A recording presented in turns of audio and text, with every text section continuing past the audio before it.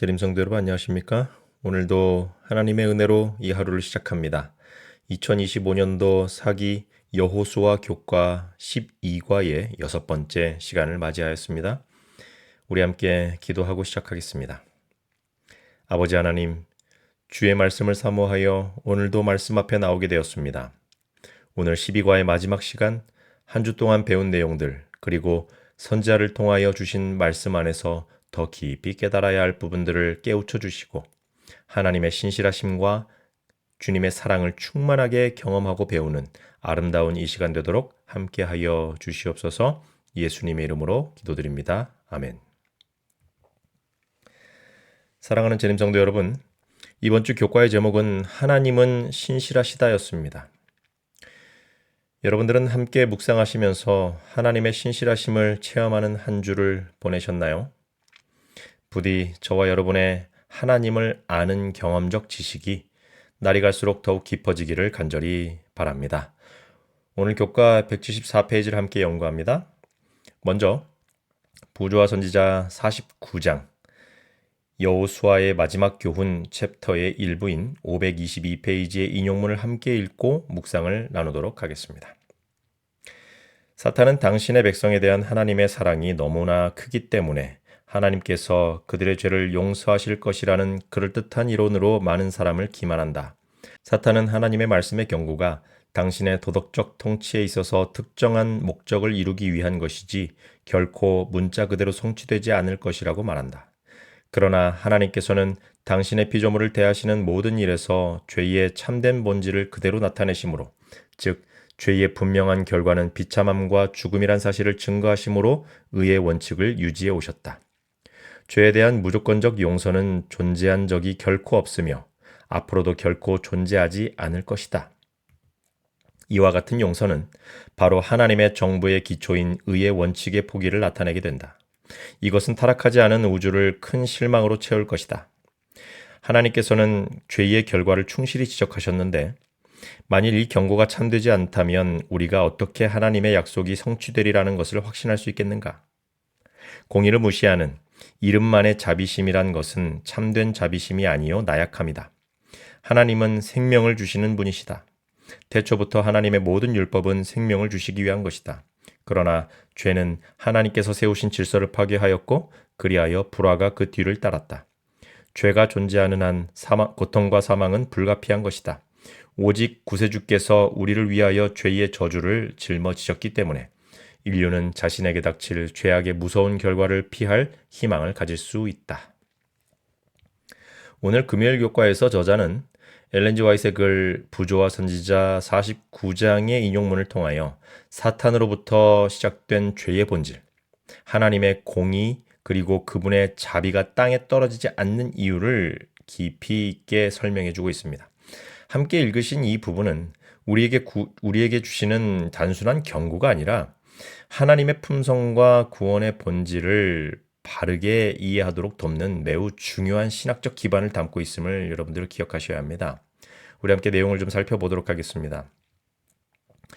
엘렌 화이트는 사탄이 사람들을 속이는 방식을 먼저 설명하고 있습니다. 사탄은 하나님의 사랑이 크기 때문에 어떻게든 용서해 줄 것이라는 그럴듯한 말을 통해 많은 사람을 기만하고 속인다고 합니다.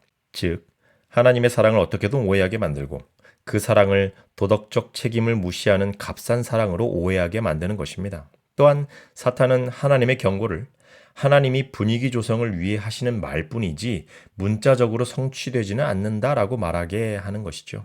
이러한 속임수는 사람들로 하여금 죄를 심각하게 보지 않도록 만드는 치명적인 전략인 것입니다. 죄를 가볍게 여기도록 만들어야 십자가를 통한 예수님의 구원을 우습게 보기 때문에 사탄은 계속해서 그렇게 하는 것입니다. 그러나 하나님은 우주를 향하여 죄의 결과는 반드시 비참함과 죽음이라는 것을 명료하게 보여주심으로 그분의 정부를 세워 오셨다는 것을 여러분 기억하십시오. 죄는 결코 가볍지 않습니다, 여러분. 우리의 죄가 예수님을 십자가에서 찔리게 하셨다는 것을 잊지 않으셔야 합니다. 죄는 생명의 근원이신 하나님으로부터 떠나는 것이기 때문에 필연적으로 고통과 파괴와 죽음을 초래합니다. 그러므로 무조건적 용서는 존재한 적이 없고 앞으로도 존재하지 않는다고 말합니다. 왜냐하면 무조건적 용서는 하나님의 정부를 떠받치는 의의 원칙을 포기하는 것이기 때문에 그렇습니다. 그리고 그것은 타락하지 않은 온 우주에게 큰 실망과 혼란을 주게 되는 것이죠. 여러분, 여기에서 우리는 매우 중요한 신학적 개념을 발견하게 됩니다. 하나님께서는 죄인을 미워하셔서 벌하시는 것이 아니라 죄 자체가 하나님과의 관계를 끊어버림으로 파괴를 가져오는 것입니다. 심판이라는 것은 그분의 공의대로 집행하시는 행위로서 내가 하나님과 사랑의 관계에 있는지 그 여부를 확인하시는 것입니다. 즉, 우리가 하나님을 사랑하고 그분의 말씀에 순종하는 생애를 산다면 우리는 그분과 영원한 사랑의 관계로 들어가게 되는 것이고 그것이 구원이고 영생의 선물이 되는 것입니다. 하나님께서는 하나님과 영원히 함께 살기를 원하는 자들, 즉 그분의 말씀을 삶과 생명의 원칙으로 받아들이고 기쁘게 즐겨 순종하는 자들에게 용서와 구원을 주시는 것입니다. 하나님과 일주일에 1시간 만나는 것도 싫어하는 사람에게 너는 나랑 영원히 살자라고 하시지는 않을 것입니다. 여러분, 하나님과 함께 있는 시간을 즐겨 하시고 감사함으로 그분의 은혜를 누리시기를 간절히 바랍니다. 그렇게 되면 저와 여러분은 하나님의 진노를 두려워하는 대신에 그분의 다시 오심을 두 손 모아 기다리는 백성들이 될 것입니다. 이제 교과 174페이지 아랫부분에 있는 함께하는 토의를 위해 주어진 질문 4가지를 읽고 생각해 보도록 하겠습니다. 첫 번째 질문입니다. 당신의 삶에서 하나님의 신실함을 보여주는 증거를 생각해보라. 어떤 것을 찾을 수 있는가? 동시에 일이 바라거나 기도한 대로 진행되지 않았을 때 또는 약속된 것에 응답이 없을 때 당신은 어떻게 반응하는가? 이 질문은 단순히 우리가 어떤 감사할 제목을 나열하는 수준을 넘어서 하나님의 신실하심이 우리의 삶의 실제 현장에서 어떻게 역사해 왔는가를 생각해 보도록 돕는 아주 좋은 질문이라고 생각합니다. 성경을 통해 우리에게 나타난 하나님의 신실하심은 그분의 한결같은 사랑의 품성에서 기인합니다. 한글 성경에 미쁘시다라고 표현하고 있는 그분의 신실하심은 말 그대로 믿을만 하시다 혹은 주신 약속을 끝까지 지키신다라는 의미를 담고 있습니다. 어제나 오늘이나 동일하신 하나님, 그리고 약속을 반드시 지키시는 하나님으로 성경은 우리에게 하나님을 소개하고 있죠.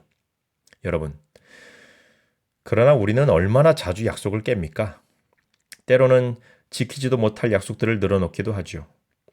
우리는 마음이 변해서, 상황이 변해서, 사정이 생겨서 약속을 어기기도 하고, 말을 너무 함부로 해서 헛된 약속을 하기도 하고, 때로는 약속을 지킬 능력이 없어서 못 지키기도 하는 그러한 존재들입니다.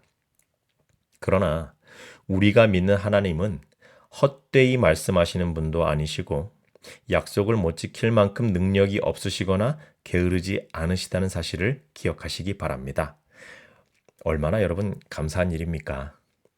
여기서 우리가 더 나아가 기억할 것은 우리가 기도한 대로 응답되지 않았을 때 그것은 신실하신 하나님의 가장 좋은 응답이라고 생각해야 된다는 것입니다. 내 앞날을 모르는 무지한 내가 억지로 이뤄달라고 드린 기도, 내 소원대로 하지 않으시고 모든 것을 다 하시는 주님께서 가장 좋은 방법으로 응답을 주셨으니 얼마나 감사할 일입니까? 우리는 종종 기도한 대로 일이 풀리지 않았을 때 하나님이 침묵하시거나 늦게 응답하신다고 느낍니다. 그러나 하나님께서는 가장 선한 때에 가장 선한 방식으로 응답하시고 여전히 신실하시라는 사실을 여러분 기억하시면 좋겠습니다. 두 번째 질문입니다. 하나님의 진노에 관한 성경의 가르침에 대해 토의해보라. 여호와의 진노를 어떻게 복음의 일부로 제시하겠는가? 하나님의 진노를 복음과 분리시켜 이해하려고 하면 안 된다는 것입니다. 여러분, 하나님의 진노는 사랑의 반대가 아니라 사랑의 다른 형태이기 때문에 그렇습니다. 성경에서 하나님의 진노는 감정적으로 폭발하는 분노가 아니라 죄가 선택한 길의 자연적 결과를 하나님이 허용하시는 것으로 설명됩니다. 하나님의 진노는 인간을 멸하려는 목적, 즉 파괴의 행위가 아니라 그분의 보호하심의 어떤 철수에 가깝습니다. 죄를 고집하는 인간이 스스로 선택한 길을 하나님께서 더 이상 막지 않으실 때에 그 결과가 나타나는 것입니다. 그래서 이렇게 설명을 할 수 있습니다. 하나님의 진노는 죄가 가진 본질을 드러내시고 죄를 처리하시는 수단이다. 죄는 하나님과 사람을 분리시키죠. 하나님께서는 사람과 함께 하고 싶으셔서 죄를 해결하셔야만 했고, 하나님의 아들이신 예수 그리스도께서 우리와 하나님 사이를 가로막은 죄의 담을 허무시기 위하여 십자가를 지셨습니다. 그렇기 때문에 하나님의 진노는 역설적으로 복음의 일부가 되는 것입니다. 죄의 결과, 죄의 끔찍함이 선명해질 때 십자가의 은혜가 더욱 분명해지기 때문에 그렇습니다. 예수님의 희생은 죄를 해결하시고 우리를 구원하신 하나님의 절정의 사랑이라는 사실을 잊지 마시기를 바랍니다. 세 번째 질문입니다. 이번 주 교과에서 불신자와의 교제에 대한 어떤 원칙을 찾을 수 있는가? 사람들을 섬기고 안녕을 돌보기 위해 그들과 어울리면서 원칙과 실천에서 명확한 경계를 세우는 일에 어떻게 균형을 맞출 수 있겠는가? 이번 주 교과는요, 불신자와의 교제를 피하라는 것이 아니라 교제를 하되 경계를 잃지 않는 영적 분별을 강조하고 있습니다. 여러분, 우리는 사람들을 섬기고 그들의 안녕을 돌보도록 부르심을 받았습니다. 예수님께서도 죄인들과 함께 많은 시간을 보내셨습니다. 식사도 하시고 방문도 자주 하시고 죄인들과 이야기도 나누셨습니다. 하지만 동시에 성경은 믿음과 원칙에서 타협하지 않는 분명한 경계를 요구하고 있습니다. 그 경계, 바운더리는 다음과 같이 설명할 수 있습니다. 목적이 뚜렷해야 합니다. 관계를 맺는 이유가 세속적인 즐거움이 아니라 사랑으로 섬기기 위함이어야 한다는 것이죠. 죄에 익숙한 그들에게 동화되지 말고 오히려 선한 영향력을 끼쳐야 합니다. 어울리되 그들의 가치관을 그대로 따라가지 않도록 깨어 있어야 한다는 것입니다. 그리고 하나님의 자녀로서 정체성을 잃지 말아야겠습니다. 가장 중요한 것은 나 스스로 악의 시험에 아무렇지 않게 경계심 없이 뛰어들지 않아야 한다는 것입니다. 나의 나약함을 인정하고 주님께서 나를 보호하지 않으시면 사탄에게 언제든 질 수 있음을 잊지 말아야 합니다. 세상 사람들과의 교제 속에서도 우리는 그리스도의 제자이며 그분의 원칙으로 사는 사람임을 잊지 않는다면 저와 여러분은 복음의 도구가 될 수 있다고 확신합니다. 이 원리를 잘 이해할 때에 우리는 세상과 단절되지 않으면서도 경건을 잃지 않는 균형 잡힌 신앙생활을 하게 될 것입니다. 마지막 네 번째 질문입니다. 당신이 온 마음을 다해 주님께 매달리는 것을 방해하는 장애물은 어떤 것이 있는가? 여러분, 마지막 질문은 개인적 묵상과 영적 내면을 깊이 돌아보게 하는 질문인 것입니다. 누구에게나 주님께 온전히 매달리는 것을 가로막는 장애물이 있죠. 주로 다음과 같은 것들로 나타날 것입니다. 첫째는 자기 중심성입니다. 내 계획, 내 감정, 내 판단이 하나님의 뜻보다 앞설 때 우리는 주님께 온전히 의지하기 어렵습니다. 둘째는 두려움과 불안일 것입니다. 미래에 대한 걱정 때문에 하나님을 신뢰하지 못하는 경우가 참 많습니다. 세 번째는 사탄의 속삭임입니다. 너는 부족하다. 너는 용서받지 못한다. 하나님은 너에게 관심이 없으시다. 너를 사랑하지 않으신다. 라는 등의 거짓말로 우리를 흔들고 있습니다. 네 번째는 영적인 무감각입니다. 바쁜 일상과 피곤함이 기도와 말씀과 묵상을 점점 우리의 삶에서 뒤로 미뤄지게 하고 있습니다. 여러분, 교과 공부의 목적은요, 우리 머릿속에 지식을 채우는 것에 있지 않습니다. 우리가 하나님을 바르게 이해하고 경험하며 그분의 온전한 사랑 안에 거하여서 하나님의 말씀대로 순종하는 삶, 변화된 삶을 살아가는 것이 교과의 목적임을 여러분 기억하셨으면 좋겠습니다.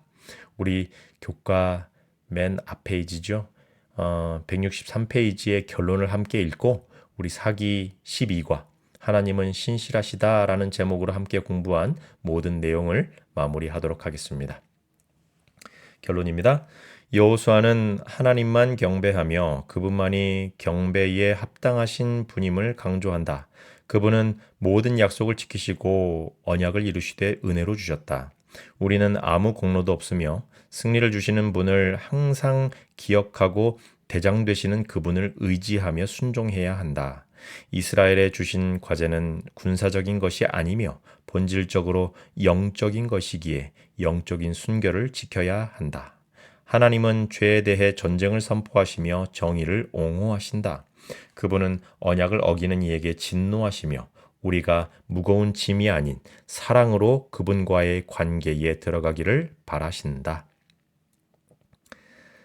함께해 주신 재림성도 여러분 모두 주님 안에서 언제나 승리하시고 늘 신실하신 우리 하나님과 행복한 신앙 여정이 되시기를 축원합니다.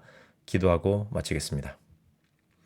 사랑의 아버지 하나님, 오늘 나눈 말씀을 통해 하나님께서 우리에게 신실하신 사랑을 나타내심을 깨닫게 해주셨으니 감사합니다. 주님, 오직 하나님께만 붙어 살아가는 우리가 되게 하여 주시고 영적으로 늘 깨어서 주님 음성에 귀 기울이게 하여 주시옵소서. 연약한 우리를 늘 붙드시며 약할 때 우리의 강함이 되어 주시고 우리가 시험을 만날 때에 피할 길을 내시는 신실하신 주님을 찬양합니다. 아버지 감사합니다. 우리의 삶을 통해 영광을 받으시기를 소원합니다. 이 모든 말씀을 우리를 구원하신 그리스도이신 예수님의 이름으로 간절히 기도드리옵나이다. 아멘.